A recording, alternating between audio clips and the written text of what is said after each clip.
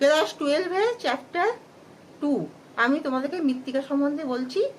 তোমরা সবাই মন দিয়ে শোনো আর লেখো, আর লাইক অ্যান্ড সাবস্ক্রাইব দিয়ে দাও। মৃত্তিকা হলো যখন মানে নদী, হিমবাহ, বিভিন্ন প্রাকৃতিক শক্তি, নদী, হিমবাহ, বায়ুপ্রবাহ, বৃষ্টিপাত প্রভৃতি দ্বারা শিলা চূর্ণবিচ্ছিন্ন হয়ে বিভিন্ন জৈবিক পদার্থ ও নদী বৃষ্টিপাতের দ্বারা মিশ্রিত হয়ে সেটা মাটির সৃষ্টি হয়। আর হিউমাস মাটি কাকে বলে? হিউমাস মাটি হলো কোনো জীব বা প্রাণীর দেহাবশেষ যখন জীবাণু দ্বারা বিয়োজিত হয়ে যে কালো রঙের পশ্চাৎ মৃত্তিকা সৃষ্টি করে তাকে হিউমাস বলা হয়।